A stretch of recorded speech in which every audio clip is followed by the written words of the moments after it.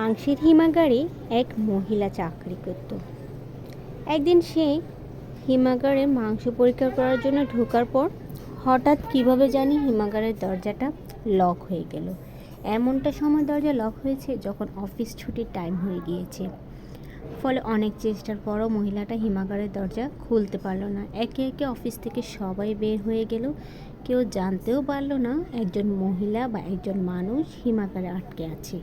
সবাই যে যার মতো অফিস শেষে বাসায় চলে গেল। যখন অফিসের গেট লক করবে তার আগে দারোয়ান আরেকবার চেক করার জন্য অফিসে ঢুকে কী মনে করে যেন হিমাগারের দরজাটা খুলে, সাথে সাথে দেখতে পায় মহিলাটা অজ্ঞান হয়ে পড়ে আছে। দারোয়ান মহিলাকে ওই হিমাগার থেকে বের করে সাথে সাথেই তেল মালিশ করে তাকে সুস্থ করে তুলল। মহিলা দারোয়ানকে দেখে বেশ অবাক হয়ে বলল, আপনার তো এই সময় বাসায় থাকার কথা, আপনি কি মনে করে এখানে আসলেন? আমি তো আমার নিশ্চিত মৃত্যু এটাই ভেবে নিয়েছি।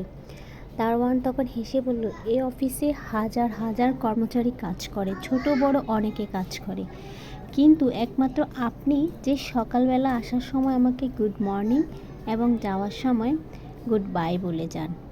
আজকেও সকালে আপনি গুড মর্নিং বলে এসেছিলেন, কিন্তু অফিস শেষে সবাই যখন বের হয়ে গেল আপনাকে আমি আর পেলাম না। ভেবেছি আপনার কাজ আছে তাই হয়তো দেরি হয়েছে, তার জন্য আমি আরও 2 ঘন্টা অপেক্ষা করলাম। 2 ঘন্টা পরও আপনি যখন বের হচ্ছেন না তখন আমার একটু খটকা লাগলো, তাই আমি আবার অফিসে আসি, অফিসটা একটু চেক করে দেখি।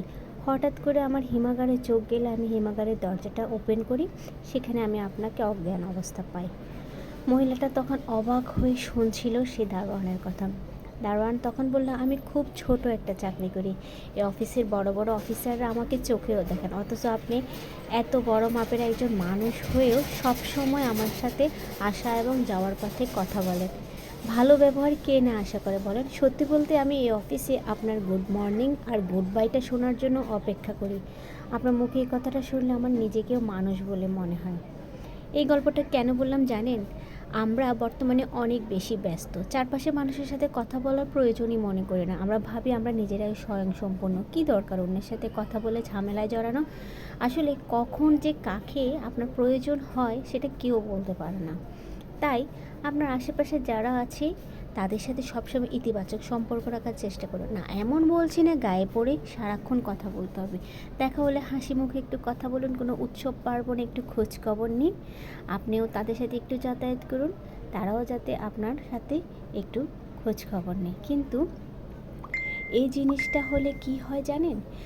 আপনার ভালো মন্দের খবর যখন অন্য মানুষটা জানবে, আপনার সম্পর্কে একটা ইতিবাচক প্রভাব পড়ে। যে এই যে মহিলাটা মরতেও সে বেঁচে গেল শুধুমাত্র তার সুন্দর ব্যবহারের জন্য। সুন্দর ব্যবহার জীবনের অনেক বেশি গুরুত্বপূর্ণ। তাই সবাইকে বলবো, আপনার পাশের মানুষটার সাথে সবসময় ইতিবাচক সম্পর্ক বজায় রাখুন, নিজে ভালো থাকুন, চারপাশের মানুষকে নিয়ে। ভিডিওটা কেমন লেগেছে কমেন্ট করে জানাতে ভুলবেন না। যদি ভালো লেগে থাকে আমার পেজটা ফলো দিয়ে থাকবেন, নিত্য নতুন ভিডিও পেতে আমার সঙ্গে থাকবেন। আজকের মতো বিদায় নিচ্ছি। আসসালামু আলাইকুম, আল্লাহ হাফেজ।